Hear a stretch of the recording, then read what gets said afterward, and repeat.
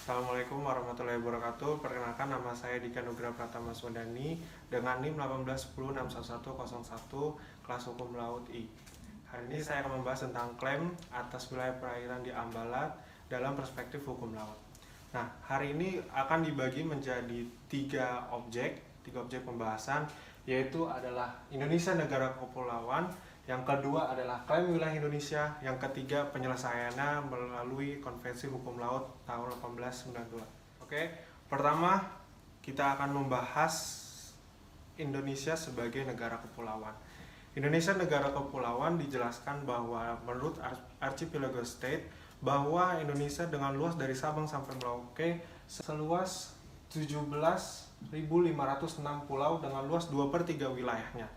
Ini menurut dari Undang-Undang Nomor 17 Tahun 85 bahwa dengan pengukuran ini sesuai dengan Unclos 1982 sesuai dengan pasal 82 Hukum Laut.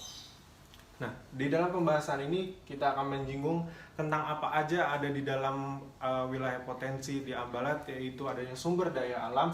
Sumber daya alam di Ambalat ini berupa minyak bumi, gas alam yang dipotensi dengan sebesar 3.000 mengandung minyak dan gas. Nah, atas klaim inilah Indonesia menentang Malaysia bahwa tidak ada hukum, tidak ada perjanjian atas klaim wilayah tersebut. Dikarenakan dalam penyerahan wilayah di wilayah Ambalat itu tidak sesuai dengan perjanjian internasional. Selanjutnya, kita akan memulai bahas tentang klaim wilayah Indonesia. Klaim Malaysia atas wilayah kepemilikan Ambalat itu terjadi pada 1979. Yang awal mulanya juga Malaysia mengklaim wilayah Sipadan dan Ligitan, dan akhirnya Malaysia memenangkan kasus tersebut di Mahkamah Internasional dikarenakan Mahkamah Internasional memutuskan bahwa klaim Malaysia atas wilayah Sipadan dan Ligitan dikarenakan masalah historis dari adanya mercusuar, bendera Malaysia, peredaran ringgit Malaysia, dan Indonesia kalah karena atas mengajukan satu berkas saja, yaitu bahwa Indonesia hanya punya kebudayaan di wilayah tersebut. Tetapi selebihnya Malaysia memenangkan wilayah di Sipadan dan Ligitan. Nah, kali ini Malaysia juga mengklaim bahwa wilayah Ambalat termasuk wilayah dari mereka. Mengapa? Karena Malaysia mengukur dari 12 mil laut teritorial dari wilayah sejarahnya, dari klaim penjajahan waktu masa zaman Inggris. Nah, yang pertama, dia melihat dari status hak berdaulat atas Ambalat belum sepenuhnya jelas milik negara Indonesia. Mereka melihat dari wilayah Ambalat termasuk dari penjajahan bangsa Inggris. Yang kedua, belum ada garis batas maritim yang menetapkan atau membagi kewenangan kedua negara.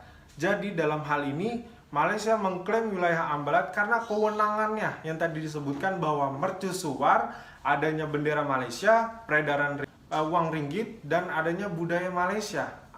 Dan yang ketiga adalah Malaysia memang sudah mempunyai kontrol atas kedua pulau tersebut. Maksud pulau kedua kontrol tersebut adalah tadi Sipadan dan Ligitan yang memenangkan di Mahkamah Internasional. Yang kedua wilayah Ambalat. Wilayah Ambalat ini diklaim dari perusahaan Petronas milik Malaysia. Selanjutnya, kita akan membahas tentang penyelesaian sengketa menurut Konvensi Hukum Laut. Konvensi Hukum Laut 1982 mempunyai metode penyelesaian sengketa yang tidak mengikat atau non-jurisdiksional. Lainnya yaitu dengan metode konsiliasi, seperti yang diatur dalam pasal 284 dan teknisnya diatur dalam lampiran 5 Konvensi Hukum Laut. Nah, cara penyelesaian konsiliasi ini dimulai dengan bertemunya kedua belah pihak, antara pihak Indonesia dan pihak Malaysia, untuk adanya perundingan, adanya konsiliasi dengan perjanjian damai bahwa wilayah Ambalat adalah wilayah Indonesia, termasuk zona ekonomi eksklusif milik Indonesia. Oke, sekian hari ini untuk atas penjelasan klaim wilayah laut dari Indonesia. Wassalamualaikum warahmatullahi wabarakatuh.